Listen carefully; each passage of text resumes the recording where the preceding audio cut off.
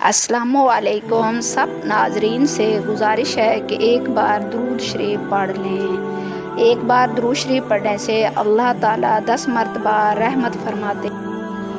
अगर ये कहा जाए कि दुनिया की कोई भी कौम उस वक्त तक तरक्की नहीं कर सकती जब तक उस कौम की ख़वातीन मर्दों के साथ शाना बशाना खड़ी ना हो, आइए हम आपसे शेयर करते हैं एक ऐसी औरत की कहानी जो बाहिम्मत और ज़हीन होती है कि वो इसराइल और यूरोप जैसे मुल्कों की एक नहीं 2 हवाई जहाज़ हाई जैक भी कर सकती है।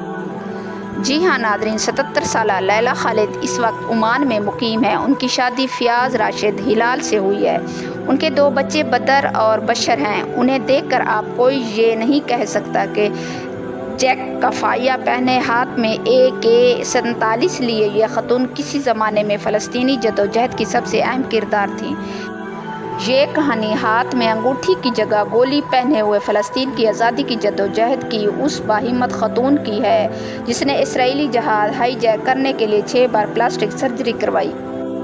नादरीन, ये 29 अगस्त सन 1969 की बात है। सफ़ेद कपड़े पहने और सन हाइट और सन ग्लासेस पहने एक 25 साला ख़तून रोम के एयरपोर्ट पर परवाज़ नंबर TWA-84T के इंतज़ार में थी। वो अंदर से बहुत घबराई हुई थी, मगर एयरपोर्ट सिक्योरिटी की आंखों में धूल झोंक कर एक पिस्टल और 2 दस्ती बम अपने साथ लाने में कामयाब हो गई थी। वो ये ज़हर कर रही थी कि वो एयरपोर्ट की इंतज़ारगाह में बैठे हुए एक शख्स सलीम ईसावी को नहीं पहचानती। सलीम ईसावी असल में फ़लस्तीन की आज़ादी के मशहूर कमांडो थे और इस खातून का नाम लैला खालिद था। लैला बैरूत से परवाज़ लेकर रोम तक अकेली पहुंची थी। लैला और उनके साथी सलीम ईसावी ने फ़र्स्ट क्लास की सीटें बुक करवाई थी ताकि वो कॉकपिट में आसानी से पहुँच सकें। लैला खालिद ने 1973 की रिपोर्ट में बताया कि वहाँ लॉन्च में मौजूद यूनानी अमरीकी मुसाफिर मुझ में ज़्यादा ही दिलचस्पी दिखा रहा था। उसने मुझे बताया कि वो 15 साल अमेरिका में रहने के बाद अपनी वालदा से मिलने के लिए घर यूनान जा रहा था। वो कहती हैं कि एक बार उनका दिल किया कि वो इससे कहें कि वो ये त्यारा छोड़कर किसी दूसरे त्यारे से सफ़र कर ले, लेकिन फिर मैंने खुद को रोक लिया। चूँकि जहाज़ में लैला खालिद और सलीम ईसावी की सीटें साथ साथ थीं, एयर होस्टेस ने लैला को कॉफ़ी और ईसावी को बियर पेश की। एयर होस्टेस के इसरार के बावजूद लैला ने कुछ नहीं खाया। लैला ने एयर होस्टेस को बताया कि उसे ठंड महसूस हो रही है और उनके पेट में दर्द है, लिहाजा उन्हें एक इजाफी कंबल दे दिया जाए। जैसे ही कंबल मिल गया, लैला ने अपना हैंड ग्रेनेड और पिस्टल कंबल के नीचे रख दिए ताकि वक्त ज़रूरत उन तक आसानी से पहुंचा जा सके। फिर जैसे ही त्यारे के अमले ने मुसाफिरों को खाना पेश करना शुरू किया, सलीम उछलकर कॉकपिट तक पहुंच गया। उनके पीछे लैला भी अपनी गोद में रखे हैंड ग्रेनेड को। इसी दौरान एयर होस्टेस के हाथ से ट्रे नीचे गिर गई और वो ज़ोर से चीखी और लैला ने जैसे ही पिस्टल निकालने की कोशिश की, वो पिस्टल उनके हाथ से फिसल कर त्यारे के फर्श पर जा गिरा। इस हाई जैकिंग में लैला खालिद को पायलट और फ़िदाई ट्रैफिक कंट्रोल रूम से बात करने का कहा गया था। शुरू में लैला ने पायलट से त्यारे को इसराइल के लोद एयरपोर्ट ले जाने के लिए कहा। जैसे ही त्यारा इसराइली खित्ते में दाखिल हुआ और इसके साथ इसराइली फ़ौज के 3 मिराज त्यारे प्रवास करने लगे, जंगी त्यारों को देखकर मुसाफिरों में खौफ और हरास फैल गया। उनका ख्याल था कि इसराइल फ़िज़ाइया उनके त्यारे को मार गिराएगी। लैला खालिद ने एयर ट्रैफिक कंट्रोल से रब्ता किया और उनसे कहा कि अब आप हमें फ़्लाइट TWA-814 की बजाय अब आप हमें PLP फ्री फ़लस्तीन के नाम से पुकारेंगे। त्यारे के पायलट ने पहले ही लैला की हिदायत मानने से इनकार किया, लेकिन जब लैला ने उसे अपना दस्ती बम दिखाया तो उन्होंने हिदायत पर अमल करना शुरू कर दिया और लूद एयरपोर्ट की तरफ जाने का हुक्म सिर्फ इसराइलियों को चकमा देने के लिए था। जहाज़ लूद एयरपोर्ट के ऊपर से गुजरा और नीचे सैकड़ों इसराइली फ़ौजी और टैंक हाई जैकरों से लड़ने के लिए तैयार खड़े थे। तब लैला खालिद ने पायलट को त्यारा बाद में लैला खालिद ने अपनी किताब में लिखा है कि जब लैला ने फ़लस्तीन को ऊपर से देखा तो 1 मिनट के लिए वो ये भूल गई कि वो किस मुहिम का हिस्सा हैं। वो कहती हैं कि मेरे दिल में ये आवाज़ आई कि मैं अपनी दादी, अपनी फूफियाँ और वहाँ मौजूद हर फर्द को पुकार कर कहूँ कि हम वापस आ रहे हैं। बाद में पायलट ने भी कहा कि जब हम हाइफा بعد میں پیلٹ نے بھی کہا کہ جب ہم حیفا کے اوپر اڑ رہے تھے تو اس نے لیلا کے چہرے کے رونگٹے کھڑے ہوتے دیکھا تھا۔ دمشق ایئرپورٹ پر لینڈنگ کے بعد سلیم عیساوی نے طیارے کے کاک پٹ میں دھماکہ خیز مواد لگا کر اسے اڑا دیا۔ یہ فلسطینی عوام کی طرف توجہ دلانے کا ایک بہترین طریقہ تھا۔ لیلا خالدہ کو اکثر تاریخ کی پہلی خاتون ہائی جیکر کہا جاتا ہے، لیکن بہت کم لوگ جانتے ہیں اس واقعے سے 3 سال پہلے 1966 میں طیارے کو ہائی جیک کر کے فاک لینڈ لے جانے والی بھی ایک خاتون تھی۔ اس واقعے کے بعد لیلا خالد کو عرب ممالک کے دورے پر بھیجا گیا، لیکن ان کے آس پاس محافظوں کا ایک حفاظتی دستہ موجود ہوتا تھا۔ ستمبر 1970 میں لیلا خالد نے لبنان سے یورپ کا رخ کیا۔ 4 ستمبر کو جرمنی کے اسٹٹ گارٹ میں انہوں نے پیٹرک ارگیلو سے ملاقات کی، جو اگلی ہائی جیکنگ میں ان کے ساتھ جانے والے تھے۔ یہ دونوں پہلے کبھی ایک دوسرے سے نہیں ملے تھے۔ 6 ستمبر کو دونوں نے نیو یارک کا ٹکٹ لے کر ایک ساتھ سفر شروع کیا۔ یہ دونوں اسرائیلی ایئر لائنز کی پرواز ELAI 219 سے نیو یارک جا رہے تھے۔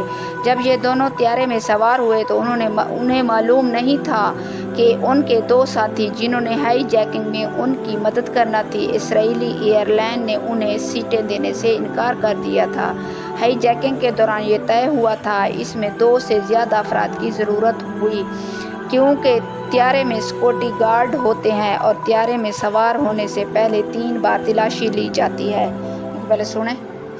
اس بار لیلا خالد اور ان کے ساتھی اکانومی کلاس میں بیٹھے تھے۔ دونوں کو پتہ تھا کہ انہیں کیا کرنا ہے۔ لیلا کے پاس 2 دستی بم تھے اور پیٹرک کے پاس ایک ہینڈ گرنیڈ تھا۔ جب لیلا خالد کاک پٹ کی طرف بھاگی تو پیلٹ نے پہلے ہی اس کا دروازہ بند کر دیا تھا۔ ابھی وہ دستی بم نکالنے ہی لگی تھی کہ عملے نے فائرنگ شروع کر دی۔ پیٹرک نے جوابی کارروائی کی اور اس کو گولی بھی لگی۔ اسی دوران ہوشیار پیلٹ نے طیارے کو نیچے کی جانب موڑ دیا، جس کی وجہ سے لیلا خالد اپنا توازن کھو بیٹھی اور نیچے گر پڑی۔ پیلٹ نے لندن میں ہنگامی لینڈنگ کی اور لیلا خالد کو کچھ مسافروں کی ٹائی کی مدد سے باندھ کر فرش پر لٹا دیا گیا۔ لیلا خالد کی خوش قسمتی تھی کہ اسرائیلی سیکورٹی فورسز نے اسے گرفتار نہیں کیا، بلکہ برطانوی پولیس نے اسے گرفتار کیا اور پیٹرک اسی واقعے میں مارا گیا۔ اور لیلا خالد کہتی ہیں کہ میں نے سیکورٹی عملے سے درخواست کی کہ وہ میرے ہاتھ کھول دے، اور پھر لیلا خالد پیٹرک کے پاس گئیں، اس کے پاس کھڑے ہو کر اس کا ہاتھ تھام لیا، اس کے زخموں کا جائزہ لیا اور پھر رو پڑی۔ یہ ان کے لیے بہت افسوسناک لمحہ تھا، کیونکہ لیلا کہتی ہیں کہ وہ سوچ رہی تھی کہ اس کی بجائے مجھے مر جانا چاہیے تھا، کیونکہ یہ ہماری لڑائی تھی، وہ تو ہماری مدد کر رہا تھا۔ پھر لیلا خالد کو جیل میں لے جایا گیا، جہاں کچھ دنوں میں چیف سپرنٹینڈنٹ ڈیوڈ نے ان سے سوالات کرنے تھے۔ لیلا کے ساتھ جیل میں اچھا سلوک ہوا۔ وہ کچھ خواتین پولیس اہلکاروں کے ساتھ ٹیبل ٹینس بھی کھیلتی تھیں۔ لیلا کو پڑھنے کے لیے کتابیں بھی دی گئیں۔ جب انہیں کچھ خواتین کے رسالے پڑھنے کے لیے دیے گئے تو وہ ناراض ہو گئیں اور لینے سے انکار کر دیا۔ پھر انہیں اخبارات دیے جانے لگے۔ ان کے لیے صاف کپڑے اور تولیے لائے گئے۔ جب ایک خاتون گارڈ کو ان کے کمرے میں بٹھانے کی کوشش کی گئی تو انہوں نے غصے میں جواب دیا، میں خود کو نہیں ماروں گی، مجھے ابھی اور بہت سی لڑائیوں میں حصہ لینا ہے۔ جب لیلا خالد نے اپنی خواہش کا اظہار کیا کہ وہ کچھ دیر کے لیے کھلی ہوا میں سانس لینا چاہتی ہیں تو انہیں جیل کی اونچی منزل پر لے جایا گیا اور کھڑکیاں کھول دی گئیں تاکہ وہ تازہ ہوا لے سکیں۔ لیلا خالد سے پوچھ گچھ کے دوران ڈیوڈ نے انہیں بتایا کہ ELAI کے علاوہ سوئس ایئر، پانام TWA اور برطانوی طیارے کو بھی اغوا کیا گیا ہے۔ یہ سنتے ہی لیلا خالد نے کہا کہ برٹش ایئر کے طیارے کو اغوا کرنے کا کوئی منصوبہ نہیں تھا۔ ڈیوڈ نے انہیں بتایا کہ 9 ستمبر کو بحرین سے لندن آنے والا جہاز جس کو اغوا کرا لیا گیا۔ جب لیلا خالد نے ان سے پوچھا کہ ان کا مطالبہ کیا ہے تو ڈیوڈ نے جواب دیا کہ وہ آپ کی رہائی چاہتے ہیں۔ 28 ستمبر کو پولیس اہلکاروں نے لیلا کو روتے ہوئے دیکھا۔ اس دن مصری صدر جمال عبد الناصر کی موت کی خبر اخبارات میں نشر ہوئی تھی۔ آخرکار لیلہ خالد کو برطانوی حکومت نے اپنے 114 مسافروں کے بدلے رہا کر دیا تھا۔ 24 دن جیل میں رہنے کے بعد لیلہ خالد کو 1970 کو رائل ایئر فورس کے طیارے سے قاہرہ روانہ کیا گیا۔ اس واقعے کے کافی عرصہ بعد بی بی سی نے لیلہ خالد سے پوچھا کہ آپ نے جو کیا اس پر آپ کو افسوس ہے؟ لیلہ خالد نے جواب دیا، بالکل بھی نہیں۔